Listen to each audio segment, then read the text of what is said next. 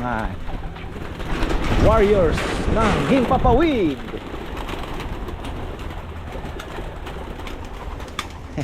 Ito po pala mga farmer, oh. Ayan yung aking ginagawa. Oregano, malunggay,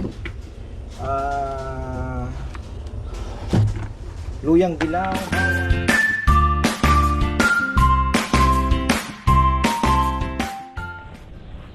Ayan, magandang buhay mga farmer. Palipad muna tayo ng ibon.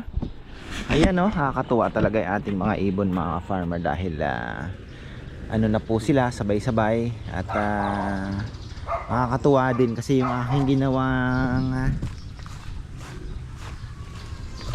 ano ba to, parang supplement na rin o dagdag sa kanilang tubig inumin ay effective talaga. Ilang ano ko na rin gamit ito, ilang buwan na rin. So nakita ko sa droppings nila talagang dry na dry. Galing. Mukhang magaling ang luyang dilaw sa digestion din. So ayun, tapos yung oregano syempre magaling sa lungs. Tapos yung bawang naman hinog na. Yung magaling sa parang natural antibiotic ba, bawang. Kaya ayun, tulong-tulong. Baka tayo na, baka mamaya makapagkaskas tayo. Ayan, oh. Dry na dry naman tayo. Kaya wala tayong problema. Ayan, oh. Ano po yung ating mga droppings. Hoy, let's go. Mga warriors ng Himpapawid. Hoy, sige na, ikaw na. Hoy, labas na. Kailangan nyo pang pilitin, ha. Labas, labas. Labas. Labas. Labas lahat.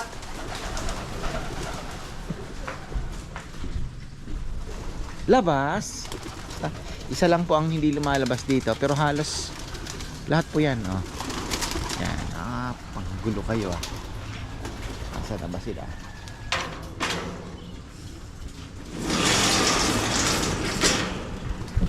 Nasa second clutch na tayo. May nangitlog dun sa taas, ayun, oh. Kailangan kong lagyan ng ano yan, ng tawag dito, pugad. Nasa taas sila, may mga pugad naman dito. Kaya lang kailangan ko ding ayusin yung mga ano. Talaga mga farmer ang kalapate. Oh. So ito may itlog na, ayun. Tapos meron doon. Di ko lang po alam kung itong ating Black Eagle ay bumalik. Wala pa rin. Ang itlog na. Ito pisa na naman. Hinayaan ko na lang yan. Mga pinili natin yan. Tapos yung isa nag-ampon. Ayan, tingnan natin kung nasaan na naman. Kahapon tagal kong hinintay. Tagal kong hinintay. Tagal bumalik. Ayan, wala. Wala sila. Mayroon na. Ayun, yun na naman. Siya na naman ang naiwan. Kagabi yan din ang kahapon yan din po ang naiwan. Yung anong yan, ayan, yung puti. Ano ba tawag sa kulay na yun? White flight?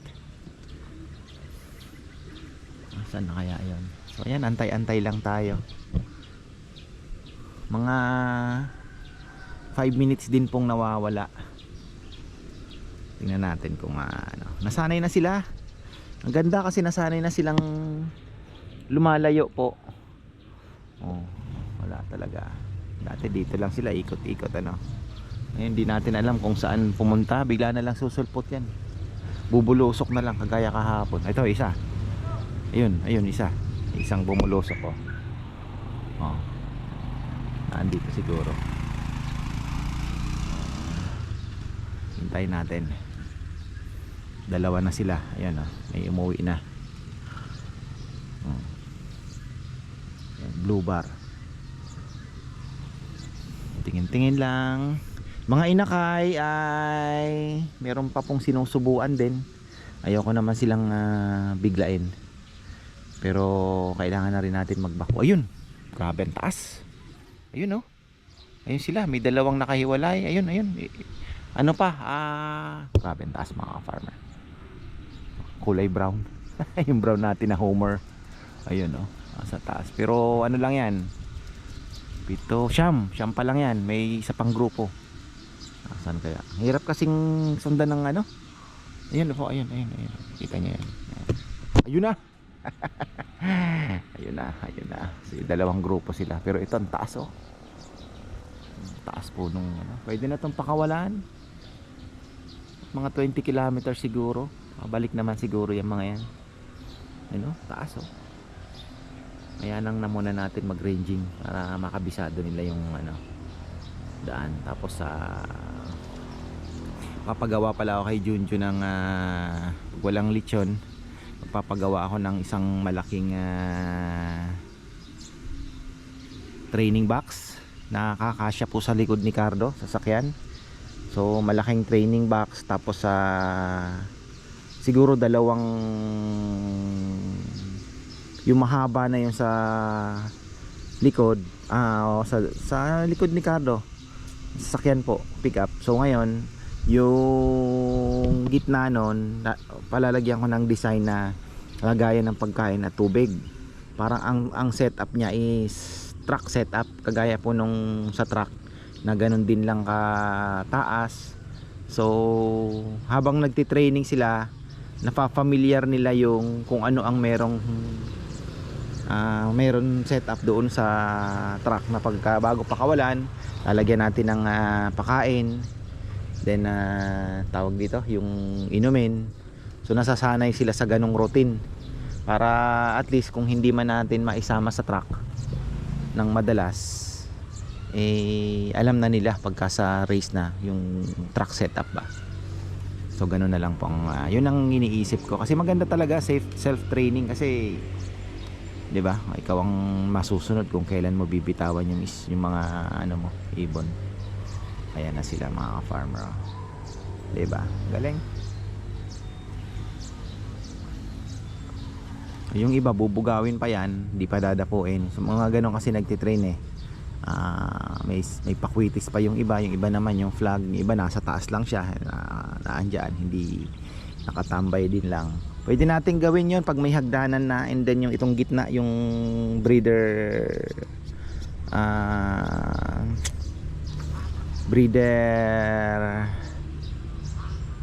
part ay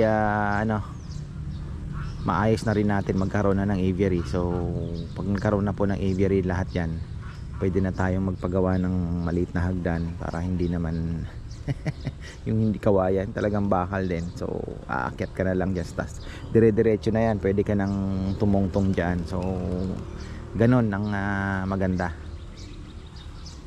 para at least kung magti-training ka, nasa taas ka, pwede ka ding mag-abang, tinatawag nilang ini-stick pagpapasok. Ayan na, lumapo na sila mga farmer. Ba pala ako nakapag-message doon sa bagong mga siksing. So pero ayan po mga farmer, ina-announce ko itong channel na to ay hindi na po magiging puro kalapati na lang.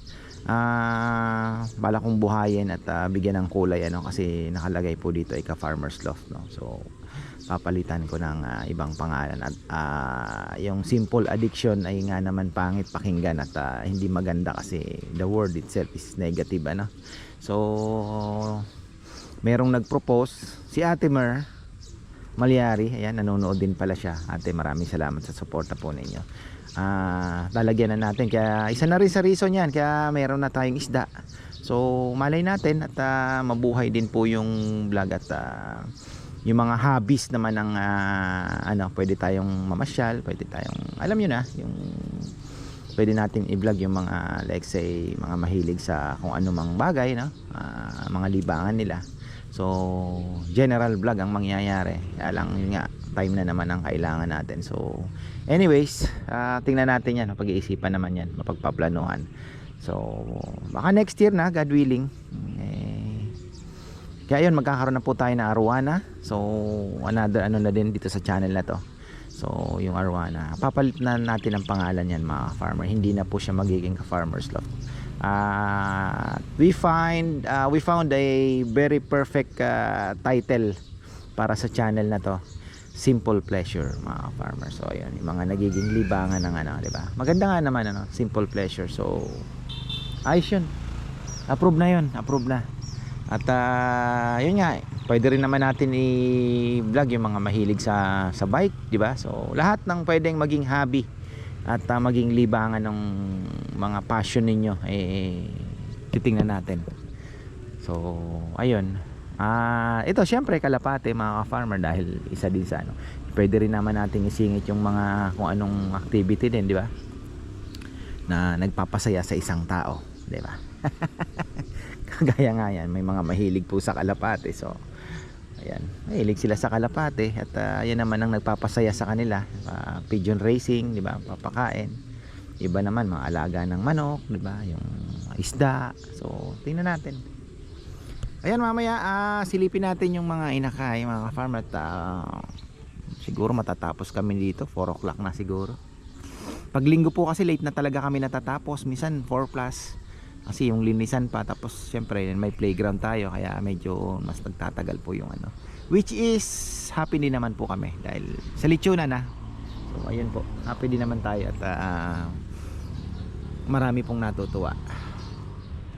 Ayan, balikan natin mga ka-farmer. Kanina umambon-ambon pero ayaw bumagsak ayaw bumagsak ng ulan.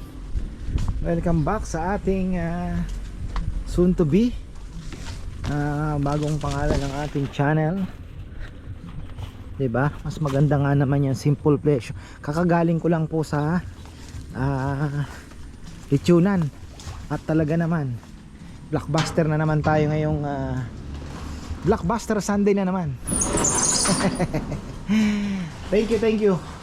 Ayan, magparonda muna tayo at yung ating mga inakay, ayan, try ko munang ano bang gagawin natin. Papakain muna ako kaskas and then hindi, bablog muna ako ng isa pa, kulang pa po ako ng vlog sa kabila para makadalawa naman tayo. Ayun, uy, let's go, galingan ninyo. Last lap na pala ng ano BBC kanina, so hintayin natin yung mga susunod pero wala din naman, alanganin pa tayo makapag-training. Ayoko po silang isali ng ano, ng hindi nila. Ikaw, may itlog ka dyan? O sige, wag na. Ano, ayoko po silang isali ng kumbaga hindi man na training, na self-training ba. So, ayun lang naman po. Parang ano, tingnan nyo, wala na. So wala tayong mga tamad na. Nawala na yung tamad. Nag-enjoy na po kakalipad. Ayaw sumama no, no? Oh. Hindi na yan lalayo. Kasi gutom na mga yan. Pero konti lang papakain ko ngayon kasi medyo napaparami. Although marami na pong barley ang ating linalagay, nagdagdag po ako ng barley for more energy na rin, carbo para mas ano po sila, mas ganahan po ng ano, so, maraming energy. Tsaka yung linalagay ko na virgin coconut oil instead of cod liver, added energy din yun. Ayun, mas mura kasi virgin coconut oil tayo, natural, diba? Tingnan natin kung anong magiging epekto. Pero yung ginagawa ko po na ano, oregano, bawang, ano ba to, luyang dilaw, malunggay, napaka-effective, napakaganda ng kanilang digestion.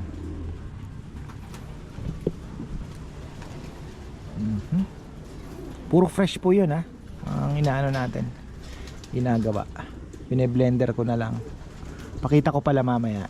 Isang galon yun Yan, medyo lumalayo sila. Andyan lang. Masipag na rumonda.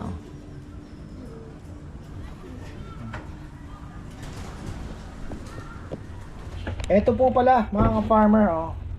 Ayan yung aking ginagawa. Oregano, malunggay,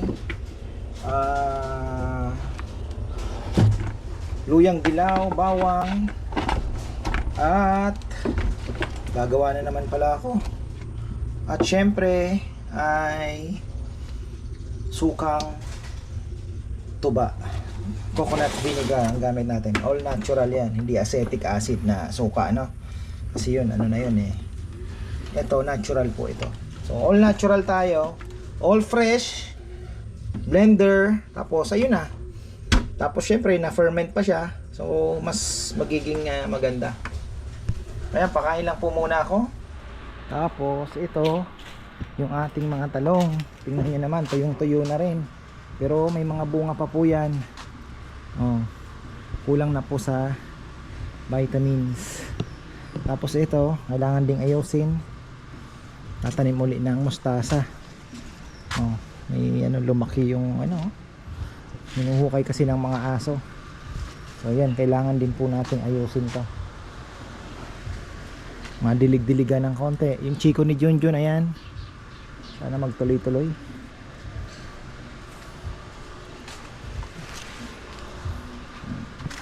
Para akong lagari mga ka-farmer. Ayan ah. Hindi ko tinapos yung aking pagpapakain dahil alam ko meron na naman leak yung nandun. Ayun nga, pinuntahan ko muna. At grabe yung leak. Putok na naman yung tubo doon kasi blue lang po yung ginamit natin, hindi naman PPR. Ayun, putok na naman. So, kailangan patayin yun dito, main. At ayan, tuloy tayo. Go vitamins tayo. Ay, ayan mga farmer, tapos na tayo. At mukhang wala naman na nasa labas, ano. Ganyan ang maganda kasi paparondahin mo muna sila ng ano, ng gutom. Tapos ilang beses ko rin binugaw para medyo mapuwersa po sila. Pero maganda sa umaga gawin 'yon para talagang persado sila. So ayan po, at ayan na naman ang ating upload mga farmer. So nakakatuwa kasi dati pag pinakawalan ko sila halos kalahati doon lang sa ano, doon lang sa landing board tatambay. Pero ngayon halos lahat na po sila pag pinakawalan sabik na silang lumipad. So yun po yung pagbabago dahil nung inumpisahan kong bugawin magagaling naman palang lumipad eh. Ngayon na-realize siguro nila masarap palang lumipad. So ayun, medyo ano na, lumalayo. Halos lahat sila lumalayo po. 2 araw ko lang napansin na isa lang ang naiiwan, yung white flight na isa. Bukas ulit titingnan natin kung ano, maaga tayo magpaparonda bago tayo pumunta ng palengke. So ayan, marami pong salamat at magandang buhay.